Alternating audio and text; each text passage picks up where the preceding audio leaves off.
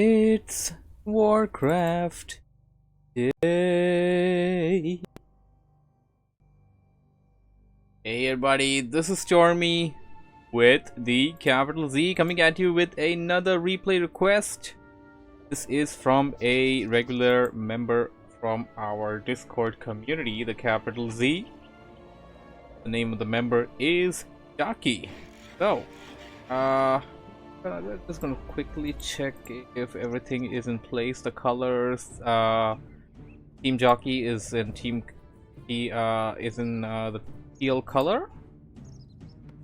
Their opponents is sadly in a color which is rather confusingly similar to their teal color. Well, not similar when it comes to the actual color tune, but you'll get what I mean when the units come around each other. It's a bit difficult to recognize the units once they're around each other. That's a problem more there.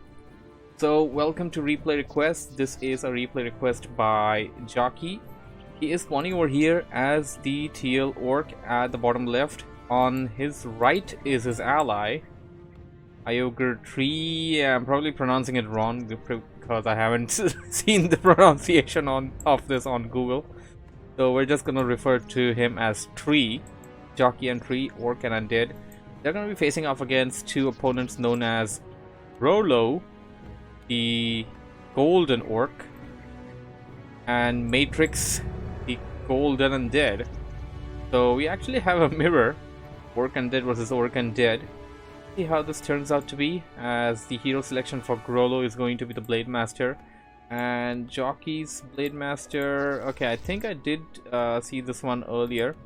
Jocke, your Blade Master is slightly delayed as compared to your opponents. That is reason for that is of course being that your opponent dropped the altar before you did, so the hero is just going to be faster there. In the long run, that kind of matters. Who gets the upper hand, who gets to run out of the base as quickly as possible. Get the creep done, get the harassment, things like that. Small things like that do matter in WarCraft. Matrix is going in for the Death Knight, and Tree is going with the Crypt Lord, which is a rather interesting choice. So, Crypt Lord Blade Master versus Blade Master Death Knight. See how this turns out to be. The map is of course Circle of Fallen Heroes, the newly community made map introduced into the ladder pool for 2v2. This is a 5-player map, by the way. Has some special elements to it, has a pocket expansion for each of the teams, and a couple of gold mines around which you can use as expansions as well, but of course those are much more exposed. Jocke will be going in for this camp over here. Now you're gonna have to look at some details over here. This guy is healing, so whatever you attack, it's gonna be a bit harder to kill it because this guy is healing. Usually in a scenario like this, it's better to take out the Murgle Bloodgill, or rather the healer of the creeps, before you take out everything else, because that's just how it's gonna be easier for you. And that's once you take out the healer, it's gonna be easier for you to take out the other guys. It's gonna be faster. So Team Gold is apparently setting down their expansion. So this is actually something that players should be doing. And okay, there's a bit of over commitment over here towards the defense. Call it commitment. They're having way too many ziggurats planted at the same time, and they're not doing what they need to do and haunt the gold mine, because that's the first thing you want to do when you go for the expansion, and not put down the ziggurats. Perhaps put down one ziggurat and that should be enough. So on this particular map, now neither of the players have done any kind of scouting. So in a scenario like this, like if you're not gonna go for harassment scouting, it's best to try and get the pocket gold mine, because once you have that in place, it can be easily defended to any kind of assaults, because it's right between both of your bases. You're gonna have to have a advantage like that in a map like this, which your opponent is getting, but sadly for you, Jocke, this is delayed, so you're gonna have to look after this one. Your ally is going in for some creeping, gonna get to level 2 right after that camp over there. Got double cloak of shadows. That's a bummer. That's a big bummer. Looking at the inventory of Jocke, we got Cloak of Shadows, Gauntlet of Strength, and a couple of healing salves and stuff. Now it's also kind of important to keep the speed scroll. Instead of getting 2 clarity potions, perhaps get a speed scroll. Perhaps sell off the gauntlet and get the speed scroll. That's how you want to go. The speed scroll just gives you too much value as compared to the other items there. So Jocke is gonna try and take out this grunt over here, which has already taken a good amount of damage. Okay, Jocke just walked past by that grunt. He could have easily targeted it. Now he's realizing his mistake. We got mirror image actually selected by GROLO, which is a rather interesting choice. Jocke now gonna be focusing on this Voodoo Lounge over here, while the opponent GROLO goes after one. That grunt over there, grunt goes down. Jocke ought to be a bit careful. You don't really want to lose grunts over here. They are definitely not worth losing. Having a bit of a micromanagement over here. Managed to take out one of the trolls there. You may end up losing one more grunt. Jocke should have been able to take out that weak grunt by now. Now Blade Master taking heavy damage will be forced to run back. Now you want to put healing salve on your Blade Master as soon as possible, and you also want to use the clarity potion. If you're way far ahead of the enemy's base, this is a good time to use that, because while you walk back to your base, the effect is already underway and you don't really want to undermine the effect of that. You use it now, but well, yeah, that's a couple of seconds wasted. Your ally is not selling off the Cloak of Shadows. That's a double Cloak of Shadows. You don't want to keep double. There's absolutely no use of that. Just wasting an inventory slot there. Put it out and buy something useful. That will definitely be helpful. And I'm a bit surprised that I don't see the wand of necromancy over here. Something kind of necessary. Using potion of mana there. Of course, Crypt Lord is known for very low amount of mana, and getting mana back into that tank is going to be something of a task there. Matrix gonna secure this creep camp, nearing the Death Knight to level 3. Opponent GROLO is kind of doing nothing there actually. So I think there's a bit of like way too much of a stale time over here. You want to keep creeping, you want to keep harassing, you want to keep scouting, you want to keep on doing something. Now there's a big mistake that Team Jocke has done right now, and I would say their opponent as well, GROLO and Matrix. None of them have scouted for the expansion. Of course, Jocke and Tree have not expanded yet, and Jocke trying to kill this camp over here gets engaged by the opponent. Ought to be a bit careful. Okay, you managed to save the grunt over there. This is something that I did see earlier. You managed to save the grunt over there, but because of a bit of a missed micromanagement, you let it die to the trolls there. It could have easily just ran away if you didn't click ahead over there. Now gonna come back with the Blade Master. Gonna get the kill over there. Did you get it? No, I don't think he did.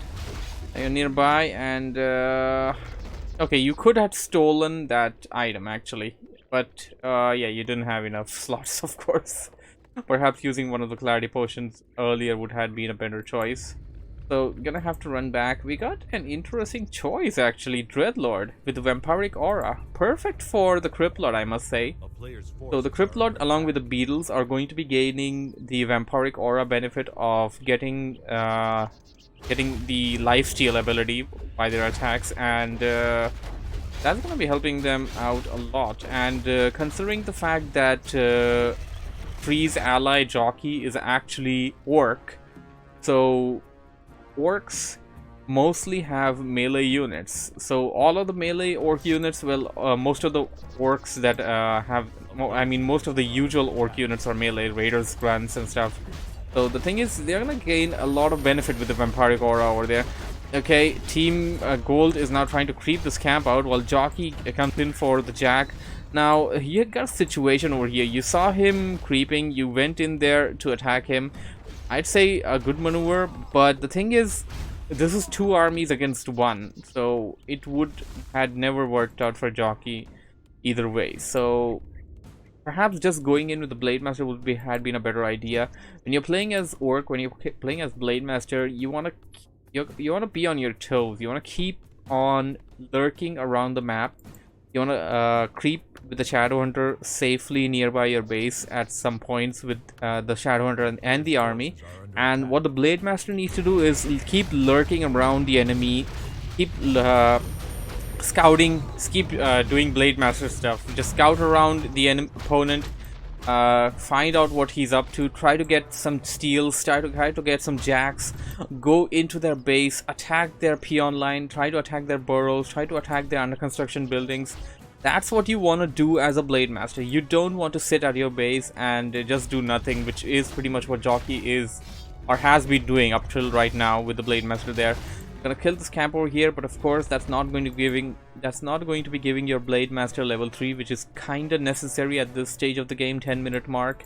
You're at tier 2 right now. Your opponent is nearing tier 3. You have enough gold, but you're not upgrading. You have enough gold, you have enough lumber, but you're not doing that yet. And there's absolutely no reason for not doing that. Sometimes clicking tier 3 is necessary before you go in for these upgrades, because while you're already going tier 3, you're opening up more opportunities for yourself by going tier 3 than just getting an attack upgrades across all your units. Attack upgrade can be researched later on. Tier 3, if you get it now, you have more options very soon. That's how you want to think while playing Warcraft. So we got a green drake actually for Team Gold. They're gonna pick up a green drake. They actually killed off this camp here. So you also have a situation which I'd like to point out right now. Tree and Jocke have not gone in for these camps. They're only just now going in for them. No scouting done just yet, of course. This is not something you want to do. You want to scout around, you want to look for the opponents, you want to know what is cooking. And without knowing that, well, it's just going to be a bad situation for you. And you want to keep creeping as well, because the amount of time you're spending not attacking your opponent or not creeping, that's the amount of time your opponent will be creeping if he's not attacking you. So that Grunt suffers at the hands of that behemoth, but they get a very good item for that in return, the Medallion of Courage, which increases strength and intelligence by 5. And a good item suggestion for the Blade Master would be Circlet of Nobility. It's really one of the best items. Funny Warcraft, or I think it's Funny Warcraft. I don't remember the name of the channel. It's a pretty famous channel actually. I'm nothing in comparison to that. So he made a video recently covering the items and you know, effects of the items over heroes and stuff. So he did a really nice comparison over there, and the end result of the comparison was that the Circular Nobility is the one of the best single slot items there. Well, items are of course single slotted. It's like one of the best items you can have as a hero. So if you got a Gauntlet of August Wind, sell it off, buy the Circlet from the shop. If you got Ring of Regen, okay, Ring of Regen can be situationally better. Gloves of Haste, it's just better to sell it off and buy the Circlet, because Circlet just gives you just much more value out of that inventory slot than any of the other items there. Circlet's the item that you want to have. Now here's the thing over here, GROLO and Matrix are on their toes. They are creeping across the map. If you look at their side of the map, they have cleaned it up. Only green camps remain. And well, I wouldn't really say that Jocke and Tree haven't done, have too many creep camps left on their side either. But the thing is, your opponents has crept much more than what you have, and now they're ready to fight. Now they want to come in, and now they want to go in for the assault. But little do they know that the expansion over here by Tree has like 5 spirit towers. Now this is going to be a bit hard to deal with. This is sort of turtling up. 2 towers, 2 spirit towers are more than enough. 1 is something you want to go for, and perhaps put down a necropolis. The reason why you want to have a necropolis is that if you don't have a necropolis and if your expansion gets attacked, there's no way for you and your ally to TP to the expansion immediately to try and save it. That's why you want to have a necropolis at the expansion. So Jocke now getting a TC as the 3rd hero. Jocke now planting down a tiny Great Hall at the natural. This is the natural that you should have gone for, in my opinion. This is the one you went for. Now this is the outer end expansion. The inner-ended expansion, the pocket expansion between your bases would be much more easier to defend. Now imagine a situation where Jocke is in his base and has no TP, has no money to buy a TP, and this place is being attacked. You want to get there immediately, like as soon as possible. So for that, the first preference expansion should be this one, in if your positions are these. And the second one should be either this or this, depending on where your opponent is. Preferably this, if your opponent has spawned in this particular format. So you want to have your expansion far away from the opponent as compared to nearby, because of course nearby expansions are prone to get attacked easier, much more easily. And apart from getting attacked, they're also gonna be under threat of not being able to set up either, because opponent will know. So here's the thing, now you gotta scout a lot. You guys have been very passive throughout the game. So now Tree is meeting with a big fight right now. He loses a Fiend immediately, that's not good. Sending the Beetles ahead over there. Jocke using the TP to come to his allies' aid, but he will find himself in a situation because there's way too many Spirit Towers over here. Army is clustered up into this corner right now. Opponent's army is getting all the hits. The opponent's army are lined up to get hits. Your army is stuck over here. This is a situation you don't want to be in. You're probably gonna end up killing the opponent hero over there. That's kind of stuck over there as well. But the army of the opponent, the ranged units, they are dealing a lot of damage to your structures. And the only reason why you've survived so far is because of 5 Spirit Towers, and that's really kind of an overkill itself. So now you're finally pushing the opponent back. 2 of their heroes have been killed, the TC and the Blade Master. Now they're pushing in, going for the attack, and this is what I mentioned earlier. It's really difficult to point out which is which because of the color scheme over here. It's not easy to make out who is which unit belongs to whom, also considering the fact that this is a mirror team game. But right now we can kind of make out that Team TL is getting ahead. More number of units over there. Team Gold uses the TP to go back to the base, and now, okay, now you have a situation over here. Berserker is weak. Blade Master was already in Windwalk. I saw that earlier. So what Jocke should have done was just rush to the Berserker there, get the kill off of it. You don't want to miss a single kill.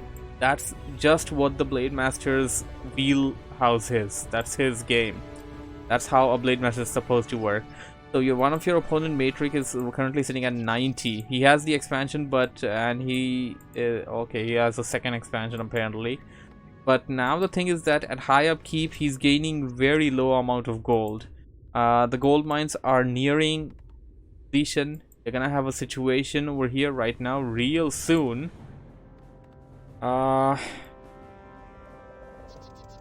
GROLO doesn't have an expansion yet. He's putting one down right now, but not really sure if it's gonna be coming up unless until Jocke and Free nothing about it, which pretty much is what they're doing. So Jocke currently sitting at an army of 66, Free at 67, and also getting some Frost Worms.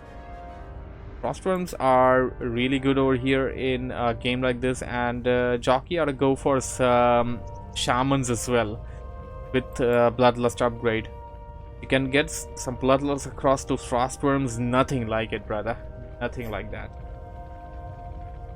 So, coming in, gonna attack the base of Jocke. Jocke's got a couple of watchtowers inside his base. One TP here. The Blade has TP. The opponent didn't attack. Surprising. Dreadlord making his way back to the army. No TP on Jocke, and their opponents are rather not attacking for whatever reason. So now you have a situation, Jocke. You want to have a TP. You're passing by a Goblin Merchant. Get the TP now. If you don't get it, you're gonna be in a pickle. Okay, you just spotted the expansion, the second expansion that's coming up for Matrix. You're going right after the Acolyte, but in my opinion, you should attack the Necropolis. Why? Well, here's why. Here's why. As soon as it comes up, it's gonna act as the gateway point for the TP. And if your opponent manages to TP there, you're gonna have to face your opponent. If you take out the Necropolis, no Necropolis at the expansion, you can just take out all of those acolytes and the haunted gold mine at ease, at your convenience. So first target should be Necropolis in such a scenario, which by the way was an under construction Necropolis. GROLO spotting the expansion for Jocke and is currently hitting on it. Jocke does not have the TP, so you're already in a situation where you're gonna have to commit to this attack, because by the time you return back to the base, the expansion is already gonna be gone. So you're gonna commit to this attack. We don't have the upgrade for the frost worms over here. You wanna get the upgrade for the frost worms that disable the buildings. There is no reason for not getting that when you have these many frost worms. Bloodlust coming across. One of the opponents have already made their way. Matrix will try to save his base. You're attacking the main with everything you got, but it's also currently being repaired by with all of the acolytes there. You want to get an AoE damage across. You want to get the Blade Master dancing all over these acolytes, because if you don't, then you're wasting a lot of time over here. You are wasting a lot of time over here. Gonna have to pause this. Yes, this is replay request, and Jocke kind of told me as to what I think are the mistakes that he's making over here, and like this is a big mistake. Tree and your well, basically Tree only. He's attacking the Black Citadel over here. These acolytes are massively repairing the Black Citadel. Unless and until you kill off the acolytes, you can't take out the Black Citadel efficiently, and you're wasting a lot of time over here. A lot of DPS is being wasted while Jocke is facing the army of Matrix alone without backup. If these frostworms were over here and taking out the abominations and everything else, then this would technically all be game, because you're fighting 2v1 against a guy that's one of them is like still making his way towards you. You gotta finish him off.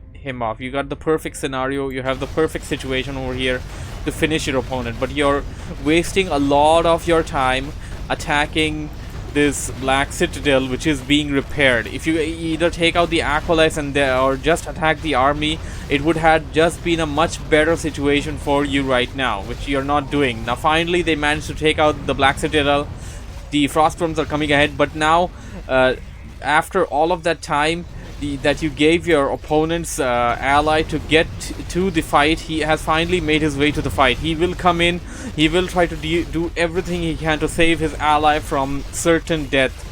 A lot of beetles are dying there. Now this is really hard to see which unit belongs to whom because of the color scheme over here. Cannot make it out, I cannot make it out, but we will try to cover it up. I can say the Berserkers belong to Team Gold because Jocke has not made any of those. We got a couple of Witch Doctors back there. You want to put down some healing wards right now. I believe you did have some of them earlier. You want to put some more of them right now. You want to put the Bloodlust on these Frostworms, by the way. You got Shamans at the back line. Without the Bloodlust, it's going to be useless. So Tree will choose to TP back to the base. Jocke is going to have to run back to the base. Now, as I said earlier, this game should have already been over, because you were in a 2v1 scenario. You could have killed off, well, considering the fact that the main gold mines are depleting, perhaps just killing this base off wouldn't have been enough, but Jocke and Tree would have been in a far better situation right now, if not had already won the game, if they did not waste all of their time attacking the Black Citadel, which was being repaired by 5 acolytes. There's the massive repair rate kept the Black Citadel alive long enough for GROLO to make his way towards the base of his ally to try and save him, and lucky for him, he managed to do so. What do we have here? A tower push coming down by GROLO and Matrix. Jocke is already at his base, but he really does not have anything. He cannot fight this army with sticks and harsh language, and sticks and harsh language is all he's got right now. And of course a Blade Master. Jocke's also got a mirror image though. Here comes his ally, TP'd at, I would say not a bad position there, because you got Frost from there, you don't really want to TP into your opponent's army. Going after the Lich right away, opponents are not really playing smart of trying to Death Coil and heal it up either. Now your Frostworm do magic damage, you want to take out the Abomination as soon as possible. They take extra damage from the Frostworms having heavy armor. Take them out as soon as possible, take out the opponent heroes, and then the last thing is gonna be the anti-air stuff that's attacking you, the berserkers and stuff. And berserkers and stuff can of course be dealt with everything else that's in the back line. Criplord already at level 5, Matrix leaves the game, and this is technically GG. The Frostworms won the game for Team Jocke and Team 3. Well, Team 3 and Team 3 and Jocke, I'd say rather. They're not different teams, they're the same teams there.